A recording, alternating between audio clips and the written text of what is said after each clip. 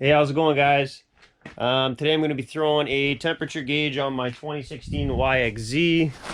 Now, for some reason, just 2016s, they do not throw a temperature gauge on it. Now, if you have a 2017, the factory cluster will display the temperature. I believe it's in the bottom corner there when it's on.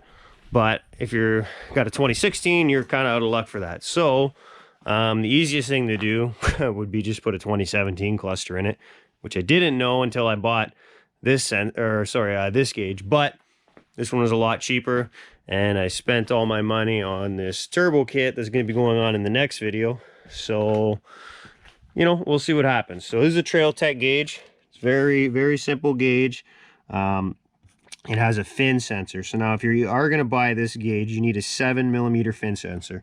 And what this does is it just slides in the rad in between two of the fins. Now the length they give you isn't a whole lot of length. You got maybe 2 feet here.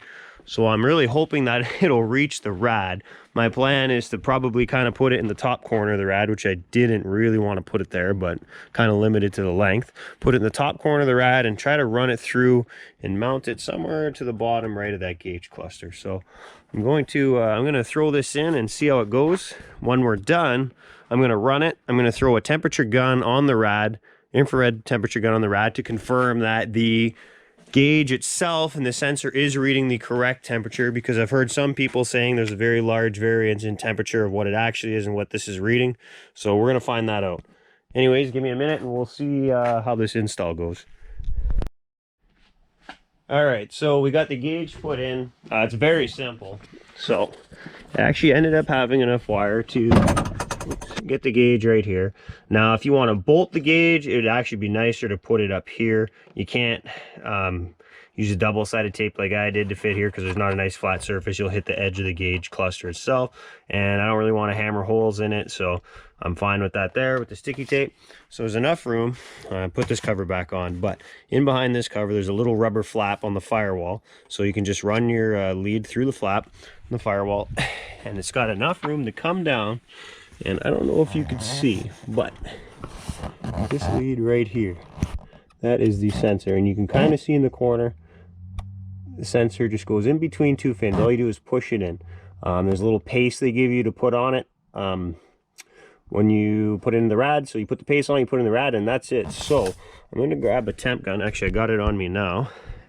We're going to see how accurate this thing is sitting still, not running. And then we're going to let it warm up and see what it's reading then. So, all right. So that's pretty much right where the sensor is on the rad. It's reading about 73, 74 degrees. And our gauge is reading 74 degrees.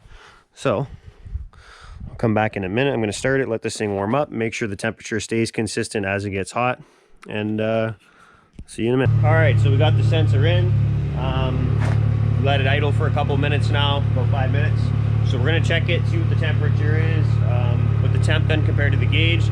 And I also want to see when the fan kicks on. So from what I'm told, the ECM will turn the fan on at 204. So we'll be able to tell how close it is by listening for when that fan kicks on compared to what the gauge is saying. So let's check now to see where we're at with it idling. Okay, let me get this thing set up here. So we're saying about 143 I saw there, 144. We're reading, it was 147. So we're off by about 3 degrees. Not bad. They claim that it's going to be within 2 degrees. So I'm fine with that if it's pretty close. So we're going to wait and see when the fan kicks on, and see if we're still about that 3 degrees out when the fan kicks on. So we'll see you in a minute here. We're going to let her get a little bit hot here.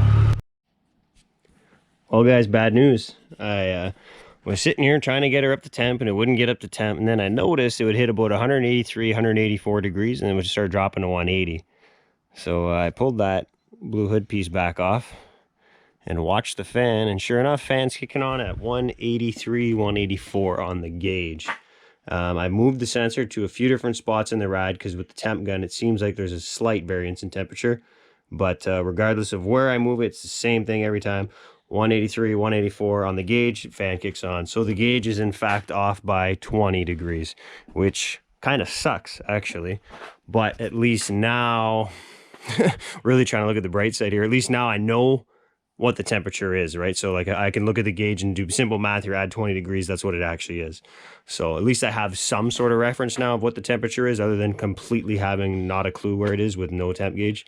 But yeah, kind of unimpressed overall, because going by the temp gun, it's actually accurate from the rad. The outside of the rad to the sensor is accurate, but I guess that doesn't really correlate to inside coolant temp, inside the cooling system itself. So yeah, oh well, there it is. So it's off by about 20 degrees, guys. I'll leave that up to you whether or not you want to buy something like this. If you haven't subscribed already, please subscribe. I'd really appreciate it if you did. Like I said, we're going to be putting that turbo kit on in the next couple weeks or so, hopefully. So yeah, stay tuned, guys. Please like, subscribe, share, whatever, all that stuff. And see you next time.